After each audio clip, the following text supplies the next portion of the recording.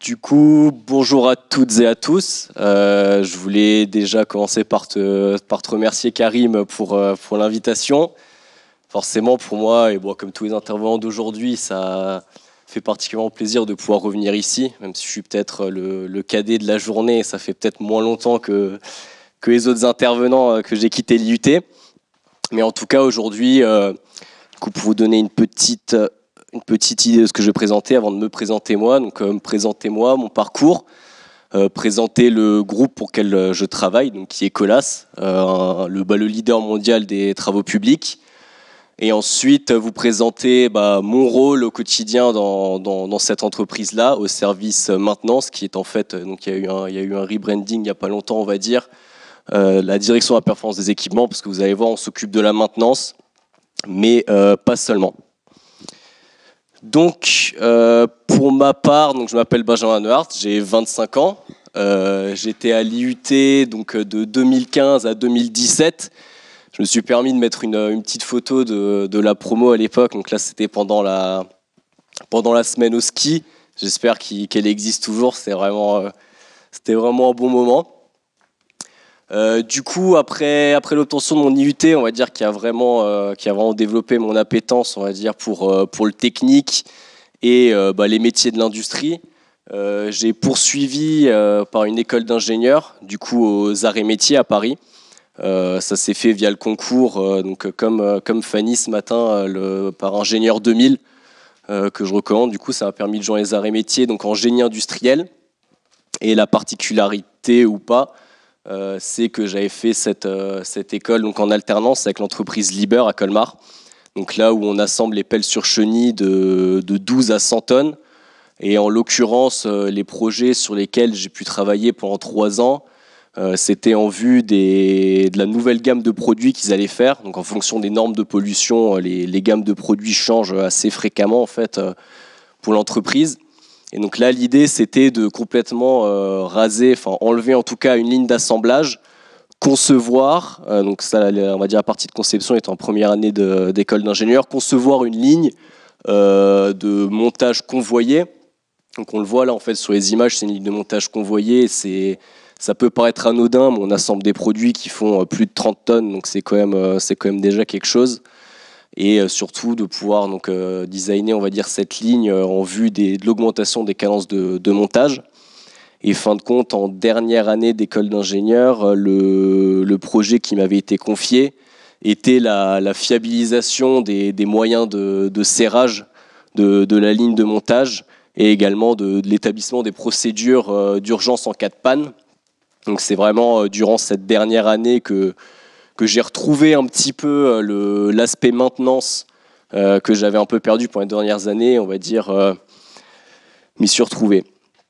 Et donc c'est pour cela qu'à l'obtention de mon diplôme d'ingénieur, je regardais un petit peu ce que je voulais faire et j'avais envie de revenir à mes premiers amours, si j'ose dire, donc la maintenance. Et je suis tombé sur le graduate programme que proposait Colas.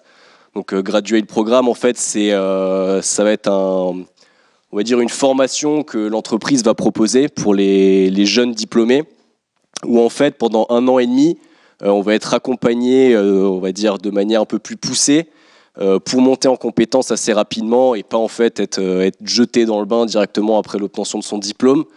Et la particularité était que, donc au service matériel, le service maintenance, qu'en fait, de par la diversité des activités du groupe, je reviens en détail un peu plus après, en fait, on va voir les différentes casquettes que peut avoir l'ingénieur matériel au sein du groupe. Donc pendant 1 an et demi, donc à partir de 2021, j'ai pu, pendant 6 mois, dans l'Est de la France, travailler en atelier. Donc voilà, vraiment sur des thématiques de maintenance de matériel roulant, de matériel pour les travaux. Alors, je ne sais pas si on y arrive avec la souris. Donc c'est l'atelier dans lequel j'avais travaillé pendant 6 mois, qui s'occupait également de l'entretien de matériel de carrière. Donc on peut voir, c'est assez impressionnant. Là, il y a un de mes collègues qui est à côté. C'est des machines assez impressionnantes. Ensuite, pendant 4 mois dans le sud-ouest, la maintenance de carrière. Donc là, c'est de la maintenance comme on peut avoir plus en tête l'idée, on va dire. Donc la maintenance des installations industrielles, comme on peut voir sur la photo en bas à droite. Ensuite, 4 mois en Île-de-France, puisque Colas a également une activité industrielle. Donc là, il s'agissait d'un projet de modernisation de centrales enrobées. Donc c'est les industries qui fabriquent finalement l'enrobé, hein, c'est ce qu'on voit sur le sol. Et donc là, c'était un projet qui visait à augmenter en fait les taux de recyclé, puisqu'on sait réutiliser la route pour en fabriquer de la nouvelle, si j'ose dire. Donc un projet sur une thématique industrielle. Et pour finir, j'ai eu la chance de partir 6 mois en Irlande, donc basé à Dublin. C'est la photo qui pour moi illustrait le mieux ce séjour, même si on a quand même bien travaillé. Où en fait j'ai aidé au déploiement de l'ERP du groupe. Le groupe a changé, enfin en tout cas Colas, de RP il y a 3 ans maintenant. Et donc là c'était déployer, aider au déploiement de la partie GMAO de l'ERP pour nos amis irlandais. Donc j'ai parlé un petit peu du groupe, enfin, de ce que j'ai fait, ça peut paraître flou, je vais revenir un petit peu sur l'entreprise rapidement.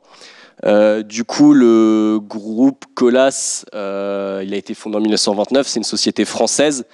D'origine, c'était 2 frères qui ont développé une technique d'application d'enrobé à froid. Ce qu'il faut savoir, donc l'enrobé, ce qui constitue la couche de roulement des routes, c'est un produit qui est appliqué aux alentours de 180 degrés. Donc très gourmand en énergie et pas forcément facile à mettre en œuvre.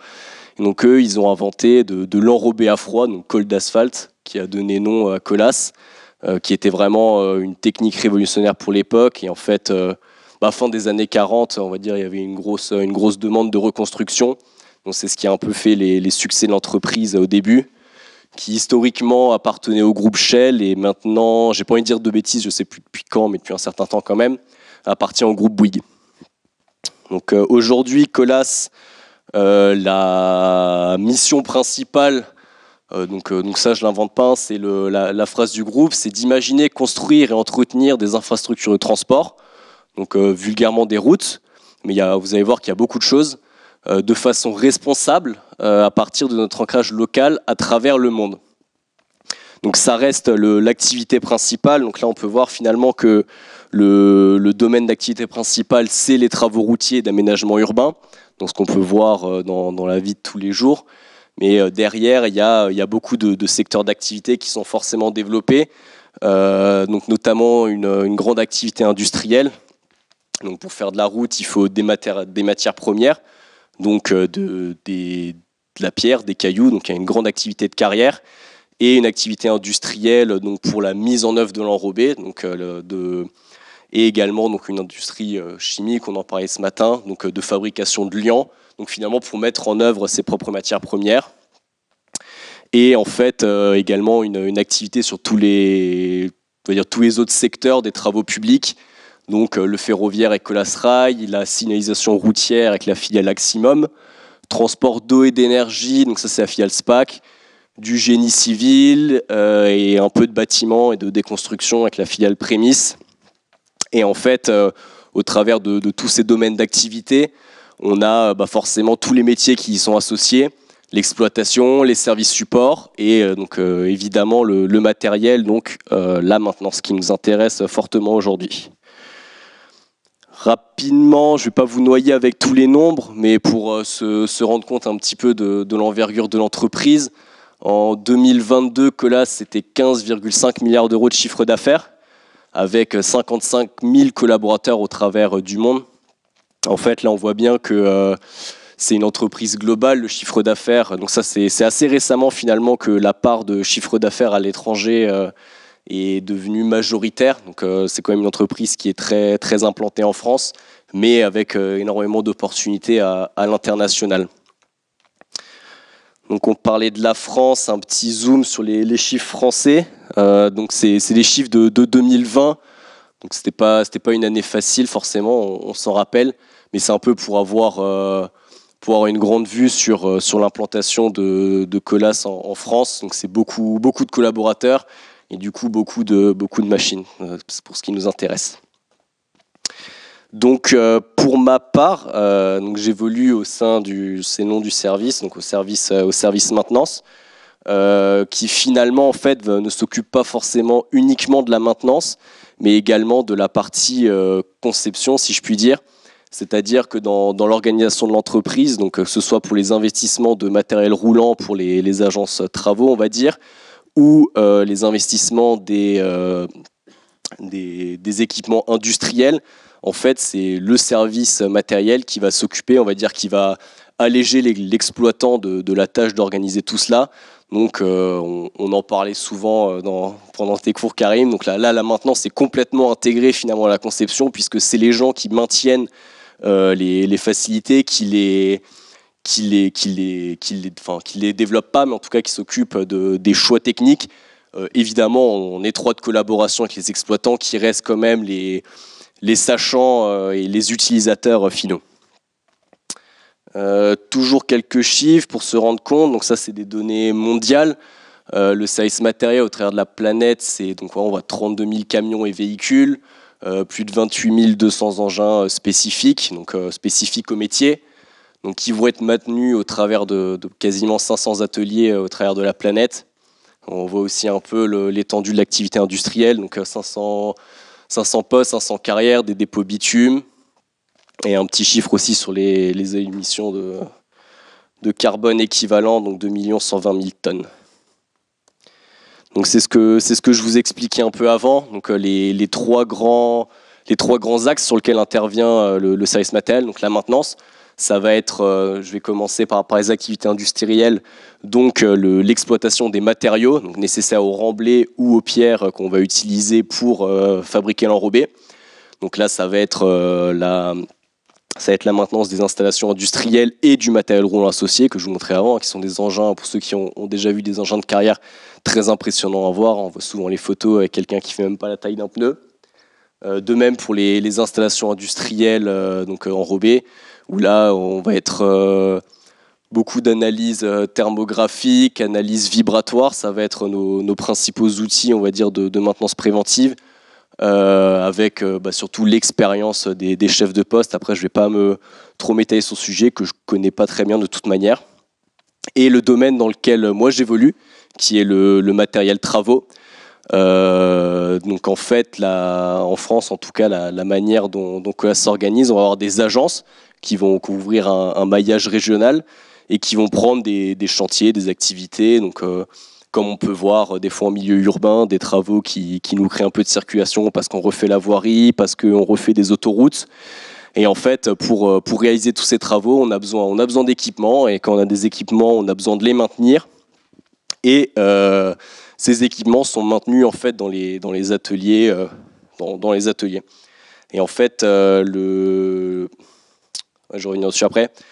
Et donc en fait, donc on a la responsabilité finalement de ces équipements, et les grands piliers vont être donc CAPEX, les investissements, donc le choix des matériaux, enfin pas des matériaux, pardon, des équipements de demain. La sécurité, je reviendrai dessus, qui est une part très importante. Les travaux publics restent le domaine d'activité le plus accidentogène, et donc combiné à la maintenance qui elle-même est assez périlleuse, on va dire, ça fait un cocktail assez dangereux, si j'ose dire. Et l'environnement forcément qui nous touche plus évidemment tous en ce moment, enfin depuis toujours, mais bon, vous m'avez compris. Du coup, depuis septembre 2022, donc après mon graduate programme, on m'a confié la responsabilité de 2 ateliers, donc à Lille et à Lens, dans le Pas-de-Calais. Donc pour vous donner une idée, ces 2 agences-là, c'est plus de 400, si on prend tout, donc véhicules légers, camions et engins spécifiques, c'est plus de 400 équipements, donc une belle flotte. Et finalement, la mission des ateliers et des équipes associées, rien de nouveau, hein, c'est garantir la disponibilité et la fiabilité des engins au meilleur coût. Est-ce que j'ai bien retenu ma leçon, hein, Karim? Oui.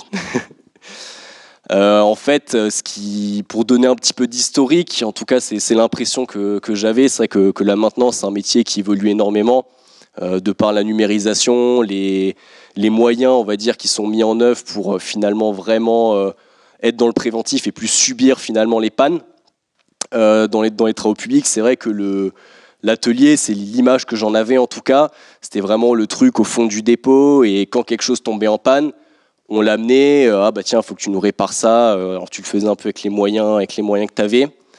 Et finalement, le préventif, on avait du mal à faire comprendre à l'exploitation l'importance de non, peut-être que le chantier va prendre un peu de retard maintenant, mais c'est pour la bonne cause, il faut qu'on fasse du préventif. Et en fait, c'est ce que je vais essayer de vous présenter par la suite. Finalement, c'est les missions que j'ai au quotidien avec mes équipes et comment elles évoluent en ce moment très rapidement de par la modernisation, si j'ose dire, du métier. Puisque ce n'est pas seulement la maintenance, maintenant c'est également participer au choix des investissements de demain pour avoir aussi une certaine cohérence dans le parc et aussi on est censé être les sachants et être force de proposition sur le matériel à utiliser. Et évidemment, suivre les dépenses, on a quand même une certaine notion de rentabilité, même si on n'entend toujours pas comme ça que la maintenance fait gagner de l'argent, mais c'est le cas. Donc, il y a cette notion pécuniaire. Donc digitalisation des ateliers ou numérisation des ateliers. En fait, ça va être pour moi le grand axe qui est en train de se développer pour nous et qui nous aide en fait à mieux suivre la maintenance des ateliers. En fait, donc les enjeux qui sont vraiment de pouvoir suivre la maintenance préventive, de pouvoir surtout quand on a des machines vraiment disparates qui vont être sur un secteur géographique très élevé, il faut pouvoir suivre tout le préventif et surtout le réglementaire et pouvoir le faire au meilleur coût, au meilleur moment. Donc l'outil principal, c'est notre GMAO qui va permettre de suivre la maintenance préventive.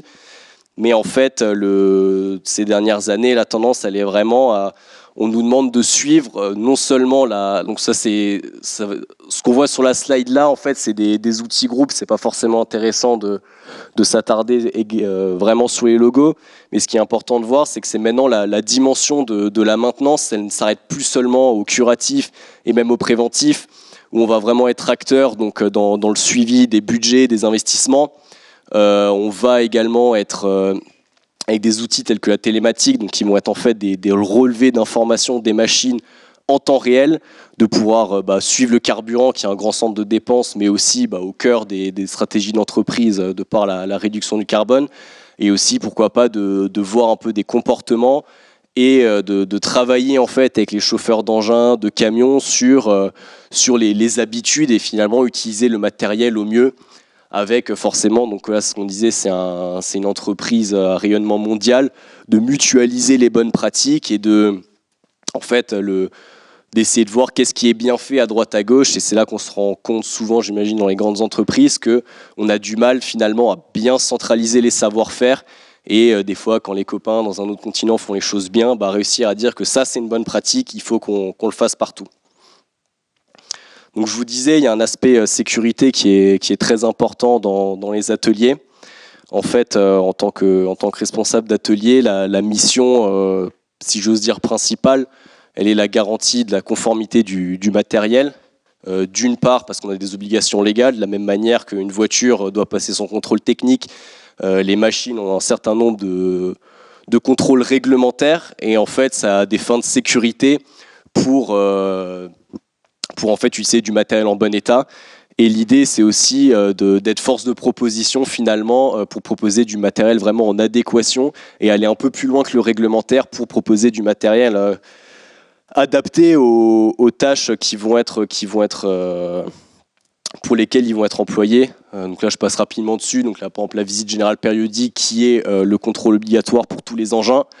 Évidemment, être très proche des utilisateurs, donc des conducteurs d'engins qui finalement ou autres. Donc les comportements, on se rend compte que c'est souvent quelque chose d'accidentogène. En fait, les collisions engins-piétons, ça reste, après les chutes de plein pied, le cas d'accident le plus fréquent. Donc là, je vais vous donner quelques exemples. Au final, nous, on agit en local et au niveau national. Donc d'installation d'équipements spécifiques finalement pour augmenter la sécurité encore de nos engins. Donc là à gauche on voit, bon ça c'est devenu un standard, mais des caméras qui permettent de voir à 360 degrés autour des engins, jusqu'à des systèmes qui sont asservis avec la machine. Donc dès qu'on détecte un obstacle, la machine va s'arrêter et matérialiser le danger. Donc là on peut voir c'est un finisseur, donc un applicateur d'enrobé. Où il y a des LED rouges en fait qui vont indiquer quelles sont les zones de danger pour vraiment rendre vigilant tout le monde. Les chantiers, c'est des zones à forte coactivité. Les machines sont très volumineuses, donc beaucoup d'angles morts et tout ce qui y est associé.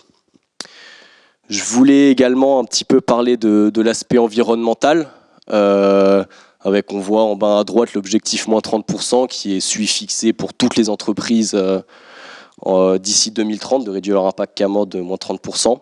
On voit Act en dessous qui est la stratégie RSE de l'entreprise, j'en reparlerai un tout petit peu après. Mais au final, pour nous, en local, ça reste quelque chose de très important. En tant que responsable maintenance, on a aussi la gestion du carburant. C'est un énorme centre de dépenses. Forcément, tous les engins tournent au carburant fossile. Donc c'est un énorme point d'économie, forcément, mais aussi de réduction d'impact carbone. Et c'est pour ça qu'on nous pousse à être innovants dans nos choix des machines de demain et également dans la gestion de nos déchets. On parlait de préventif, forcément ça va être beaucoup de vidange, donc quelles huiles on va choisir et quels sont les prestataires qu'on va choisir pour la gestion de tous les déchets générés et forcément d'être en conformité avec la loi.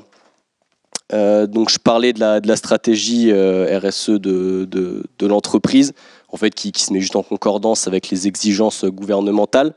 Mais si on prend le volet environnemental finalement de cette stratégie, c'est vrai qu'on se rend compte assez rapidement, je vais passer les slides là, ouais, que finalement ça reste quand même une activité très gourmande en énergie. Je parlais avant des usines qui fabriquent de l'enrobé à 180 degrés, donc on comprend aisément que ça demande beaucoup d'énergie. Donc c'est aussi de la recherche pour développer des produits moins gourmands en énergie, d'avoir des installations industrielles qui sont moins gourmandes en énergie. De même que donc je parlais de recycler avant, donc de changer les formulations pour finalement éviter l'extraction de nouveaux matériaux. Et on va dire quelque chose qui me concerne moi plus particulièrement, et que je trouvais intéressant d'aborder. Donc forcément, la réduction de carbone, je disais, ça va passer par des changements d'énergie. Donc là, en bas à droite, on voit récemment un tracteur qui a rejoint la flotte de nos équipements, qui est un tracteur électrique. Pas plus tard que ce début de semaine-là, j'étais en visite à Volvo à Belay pour voir leur solution de tractopelle électrique. Et en fait, ce qui moi m'interpelle là-dedans, donc c'est toujours intéressant de voir les nouvelles technologies je vais passer la slide là, qui sortent. Mais moi, la question que je me pose, c'est que on parle de mobilité, de carburants différents, de nouvelles technologies, mais également qui arrivent plus vite que ce qu'on pouvait penser. Mais c'est aussi après la formation de nos équipes. C'est vrai qu'on a eu l'habitude de faire la maintenance d'une certaine manière. On voit des machines avec de nouveaux types de fonctionnement, de nouveaux carburants et donc forcément de nouvelles technologies. Et en fait, toutes les formations que ça implique, cette mutation de matériel qui va forcément amener à changer notre manière de maintenir les équipements et donc changer notre manière de maintenir les équipements et en fait toutes les formations qui y sont associées. Donc finalement, pour conclure, là à droite, j'ai mis une petite photo que j'ai prise de l'atelier de Lens juste avant de partir. Je trouvais ça assez intéressant, la machine démontée comme ça. C'est vrai que c'est un métier que j'ai démarré il y a peu, mais que je trouve extrêmement intéressant. En fait, la maintenance, on va avoir différents types de machines, donc ça va être toujours des entretiens différents. Les pannes, il faut pouvoir diagnostiquer, il faut pouvoir proposer des solutions. Et finalement, de voir que ce métier, il ne s'arrête pas que à la maintenance et pas que finalement être là quand on a besoin, mais également d'être force de proposition pour les équipements de demain et pour les choix à porter. Et donc pour tout ça, je pense que c'est vraiment un domaine très très intéressant et qui a de l'avenir. C'est pour ça que je me permets aussi de faire un peu de promotion. Tu le disais, Karim, mais je pense que tout le monde sera d'accord avec ça. C'est un secteur hyper tendu. Que ce soit dans mes ateliers ou chez des collègues de France, je sais qu'on cherche des mécaniciens, on cherche des techniciens, on cherche des ingénieurs en maintenance et on ne trouve pas forcément. Donc c'est une filière qui a de l'avenir pour sûr. Et si cette présentation a pu susciter de l'intérêt ou s'il y a des questions quelconques, je me ferai un plaisir d'y répondre. N'hésitez pas à voir les offres que peuvent être proposées par l'entreprise. Voilà, merci.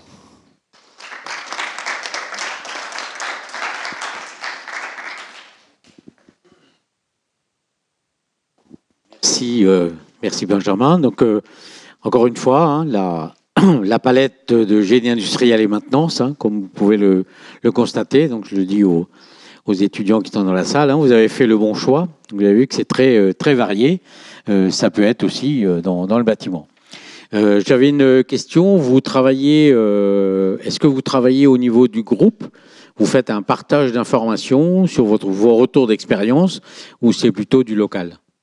Ça a tendance à changer. En fait, je pense que c'est vraiment l'axe d'amélioration majeur pour nous, qui est en fait, justement, avec l'arrivée d'une vraie GMAO depuis peu, vraiment de mutualiser en fait tous les retours d'expérience qu'on a sur les différentes maintenances, sur les solutions qui ont pu être trouvées à droite et à gauche.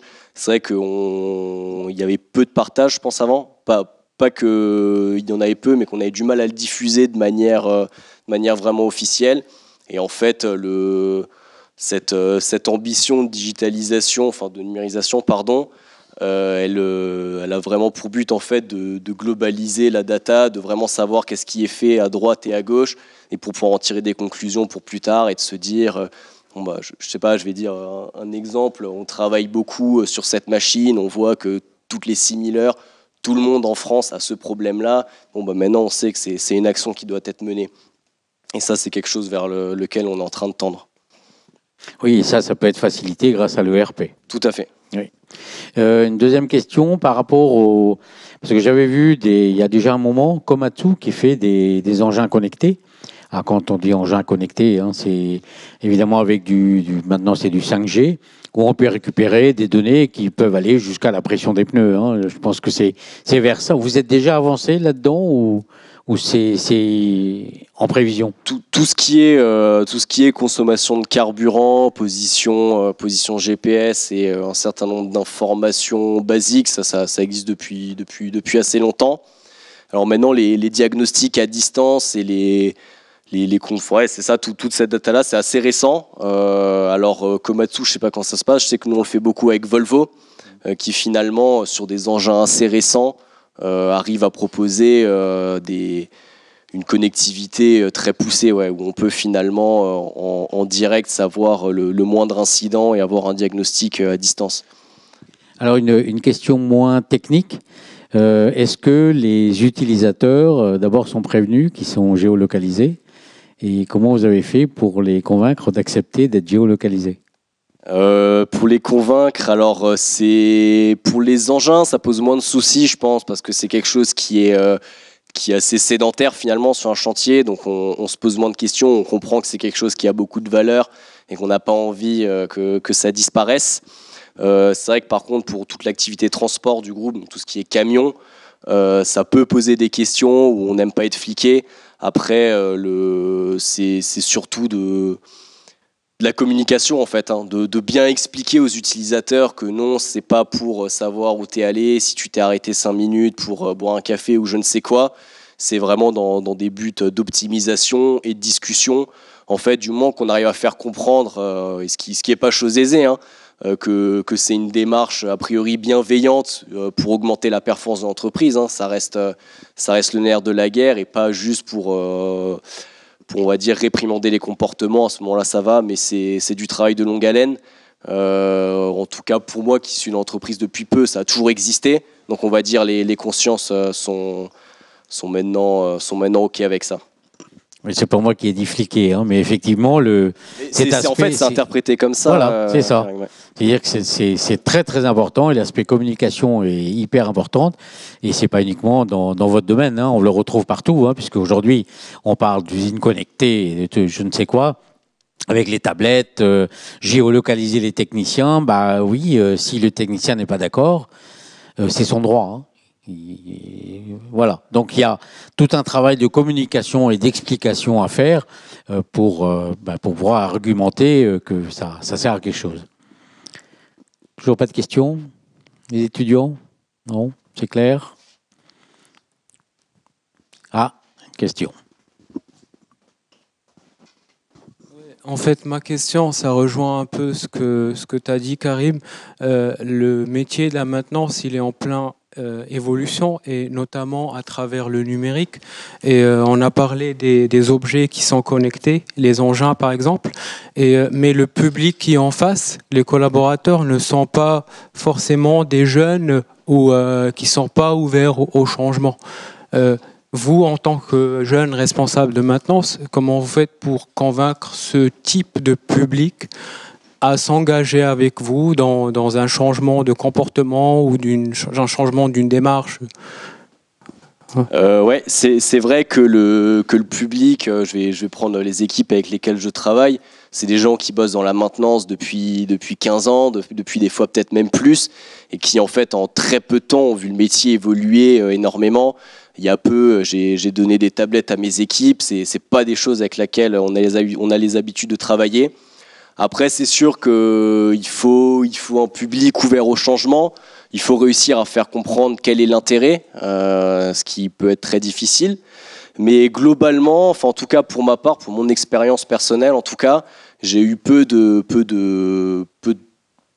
d'obstacles en fait à ce changement. Et c'est aussi, fin de compte, moi en tant que nouvel arrivant, en tant que nouveau jeune, c'est un peu la pierre que je peux leur apporter, de dire finalement, moi les gars, je compte sur vous pour votre expertise technique, vous connaissez le métier, vous connaissez les engins, ça c'est votre job, et moi essayer de vous apporter finalement cette veille technologique qui va en fait nous aider à faire notre métier mieux, quoi. Et en fait, ouais, c'est ça, c'est cette numérisation qui des fois peut sembler excessive, elle est quand même faite pour faciliter le métier et en améliorer la performance. Donc si on le présente bien, tout le monde comprend aisément que c'est fait pour aider nos métiers. Oui, voilà, très souvent on parle de différences générationnelles, mais je crois que chacun a apporté, eux, ils ont à t'apporter leur expérience. Énormément, ouais. Chose que tu ne trouveras pas dans les tablettes. Hein. Ça, tu as raison. Ok, très bien. Merci beaucoup, je crois qu'on peut l'applaudir. Merci.